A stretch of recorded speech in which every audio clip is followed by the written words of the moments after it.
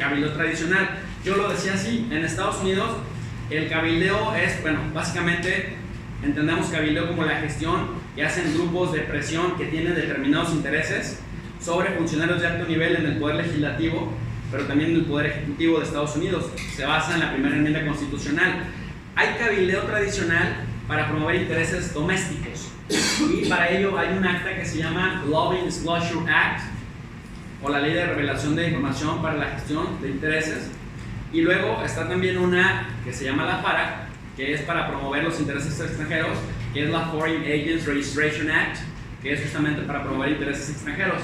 Básicamente, los cabilderos tienen la obligación de ir para asuntos domésticos, tienen la obligación de ir a la sección de honor de la Cámara de Representantes, registrarse, decir quiénes son, en qué firma trabajan, a qué cabildero, a qué congresistas van a contactar, durante cuánto tiempo y para promover qué interés, de tal suerte que no se les conozca como tráfico de influencias si está registrado. Por otro lado, tenemos el cabildeo diaspórico.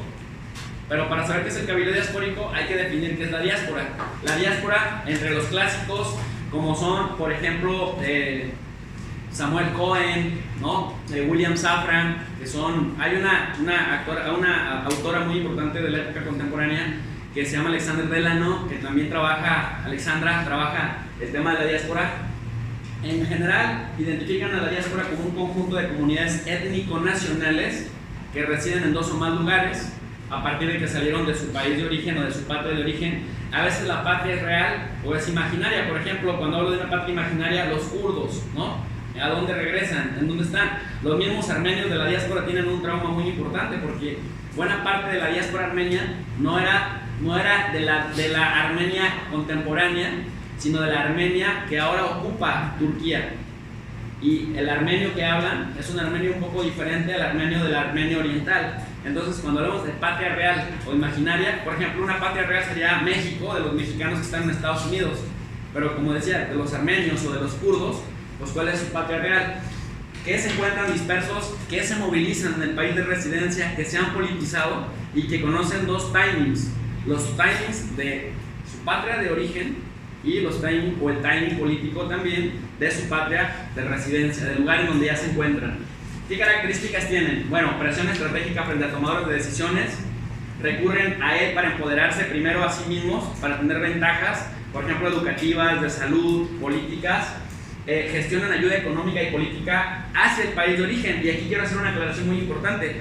No solo gestionan dinero y protección política a favor del país de origen, sino también a veces lo hacen en contra. Cuando hay un partido político o un líder que no les gusta a la diáspora se moviliza también para cabildear en contra del gobierno de su país de origen. Si me quieren pedir un ejemplo, por ejemplo, la diáspora cubana en la Florida cabildea contra Castro históricamente, para que se den una idea. Pero por ejemplo está la diáspora judía, que cabildea a favor de Israel, o los mexicanos, que originalmente están muy bravos con los gobiernos priistas, pero actualmente están como ya relativamente contentos con el gobierno mexicano actual. Está la gestión de castigos contra los países enemigos de la patria de origen. Mira, por ejemplo, la diáspora judía cabildea en Estados Unidos en contra de Irán, por ejemplo. Entonces, los armenios cabildan en contra de Azerbaiyán y cabildan en contra de Turquía. ¿Por qué? Porque tanto Turquía como Azerbaiyán pues son enemigos declarados de esa patria chica que se llama Armenia. Entonces, el cabildeo de las diásporas se diferencia del cabildeo tradicional porque el otro cabildeo tradicional, un estado extranjero viene, lo contrata y solo van a trabajar el tiempo por el que fueron contratados, generalmente en la calle acá en Washington.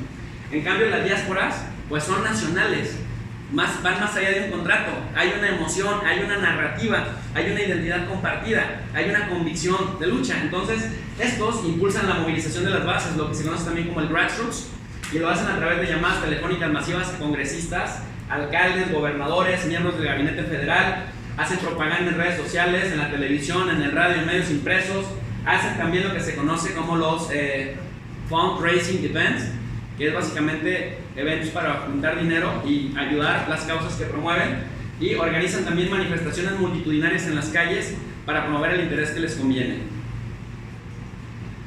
¿Cuál es la ventaja de este cabildeo sobre el tradicional?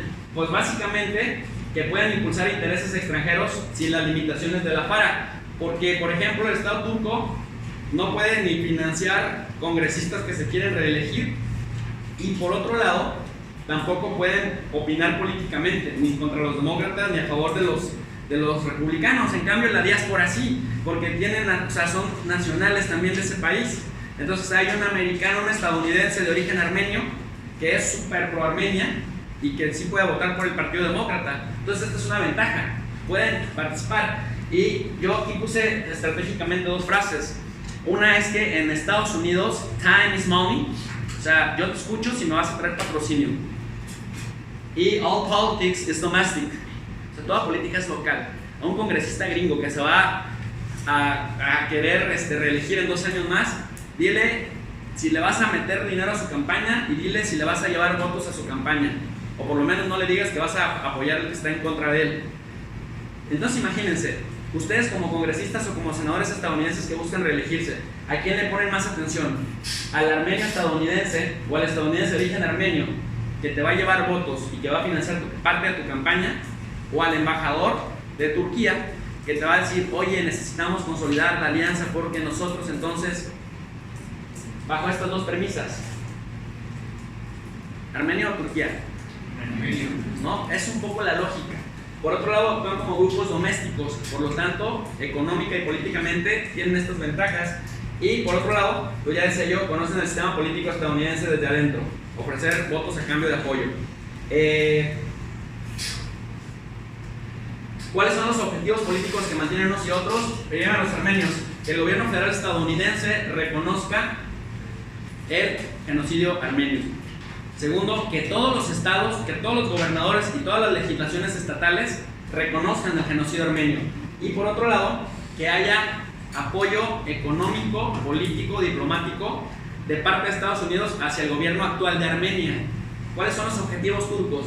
Que el gobierno estadounidense no reconozca oficialmente el genocidio, para nada. Cada que el gobierno estadounidense amaga con reconocer el genocidio armenio, los turcos se ponen súper bravos y amenazan al Estado estadounidense de decir, a ver Trump, a ver Obama, a ver Bush, a ver Clinton, si reconoces el genocidio armenio, te quito los permisos para utilizar la base militar en Shirlik y ya no puedes sobrevolar mi espacio aéreo, y se acaba la colaboración con la OTAN. Estados Unidos se la piensa. Que desaparezca el término genocidio. Dice, por favor, eso no existió nunca, y si existió no nos pueden culpar. Esos son crímenes que se dieron en el contexto de una batalla, la Primera Guerra Mundial. Por otro lado, dice que no se responsabiliza el gobierno turco de las acciones del Imperio Otomano. Para que se den una idea, ¿cuánto ha invertido Turquía en lobbies? Rapidísimo, $52 millones de 1995 al año 2012. Básicamente aquí lo que intentaba es, las amenazas es, ya les decía yo, reducir, si llegas a reconocer el genocidio armenio, ya les mencioné las 3 cosas, ¿verdad? Y pues lo hacen a través del cabildeo profesional y contratando empresas de relaciones públicas, reclutan ex diplomáticos, ex militares, ex funcionarios de inteligencia para que hablen a favor del gobierno de Turquía, dicen ellos, para educar al político promedio estadounidense y que sepa que no fue un genocidio lo que ocurrió ya y que nunca se atreva a reconocerlo. Pero miren, se ha gastado $52 millones. Ahora chéquense lo que ha ganado. Del 1946 al año 2002 ganó $326 millones en apoyo anual. O sea, una inversioncita así pequeñita de menos de $60 millones se ha de alguna manera traducido, sobre todo si lo hacemos de la década de los 90 para acá, en $326 millones en promedio. Ya se redujo en los años 2000 hasta casi 25.2 millones, porque con Erdogan se desgastaron las relaciones. Para ir cerrando, pues estos son sus logros. Hasta la fecha, ni Trump, ni Obama, ni Reagan lo hizo una vez, pero los presidentes no lo han reconocido. Le llaman Netzjergen, que es como en el caso del holocausto. Si dices holocausto es la palabra políticamente correcta, pero si dices Shoah es lo mismo, pero es como más informal. En el caso de ellos, si dices Netzjergen es lo mismo que el genocidio, pero entonces los presidentes lo dicen el Netzjergen, pero no dicen el genocidio, porque entonces los turcos se ponen bravísimos. Para entonces terminar, Los armenios ya lograron una ayuda de más de $100 millones al año. Son los quintos receptores de ayuda estadounidense y básicamente también se cayó a menos de $100 millones por año la ayuda. Y finalmente, miren, aunque no han logrado que los presidentes estadounidenses reconozcan oficialmente el genocidio armenio, lo que sí ya lograron es que 48 de 50 estados de Estados Unidos reconozcan el genocidio armenio y cada 24 de abril lo celebren. En conclusión, compañeros, la narrativa armenia ya se impuso en la narrativa oficial de Estados Unidos, de la patria, de la nación. El gobierno por cosas políticas no lo reconoce todavía, pero la gente ya no tiene duda de que hubo un genocidio, y eso políticamente es muy fuerte porque es de largo plazo. Muchas gracias.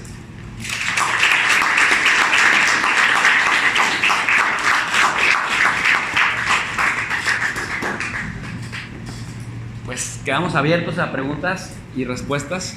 Bien, yo antes que nada les agradezco muchísimo las preguntas. Espero que no les esté incomodando que esté grabando, pero voy a subir este video a mi canal. Entonces estoy fomentando dos cosas: que le demos el debate, que le demos el nivel de análisis en las redes sociales, que empezamos a subir material de contenido, y qué mejor que sea generado por nosotros, y que si tiene errores, tiene deficiencias, tiene límites, que nosotros mismos nos podamos criticar sobre eso, para que justamente al recibir feedback o retroalimentación podamos mejorar el material que sigamos subiendo. Entonces es una provocación intencional.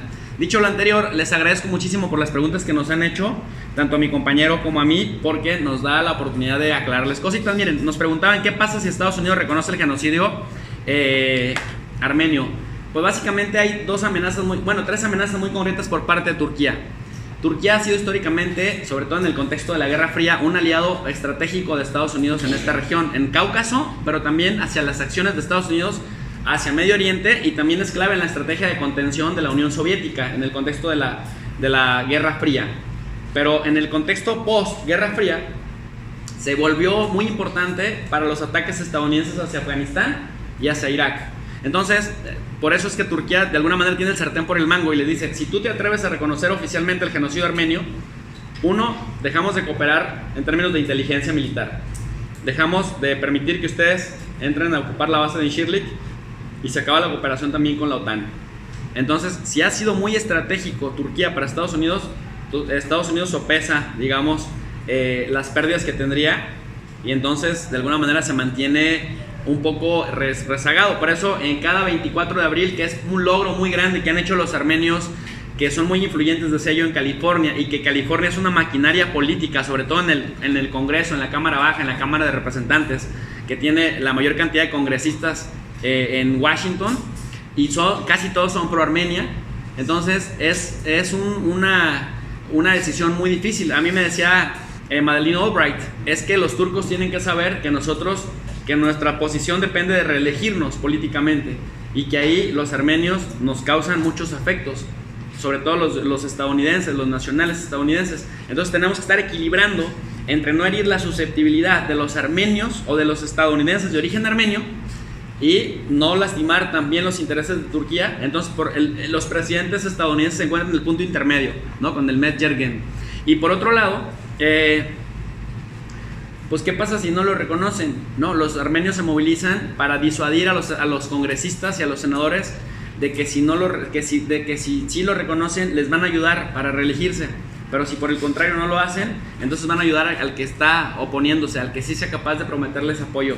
Por eso el único presidente estadounidense que una vez sí reconoció el genocidio, sí dijo Armenian Genocide con estas palabras, fue Ronald Reagan en 1984, y lo hizo una sola vez. Pero miren, casualmente en todas las campañas electorales, Obama, Clinton, Baby Bush y todos los candidatos a ser presidentes se comprometen cuando vienen a California o van a Boston: yo soy el que sí va a reconocer el genocidio armenio, así con todas sus letras. Y una vez que son presidentes, ni Trump, que se siente tan bravo, lo ha reconocido. Se refiere a él con la palabra que ya les mencioné, informal.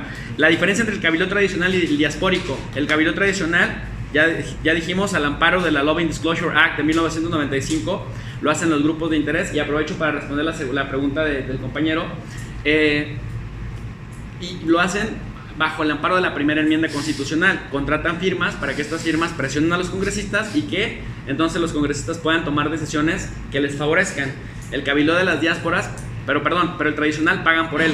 El cabildo de las diásporas son las diásporas apelando al sentimiento nacional, racial, étnico, religioso, ideológico.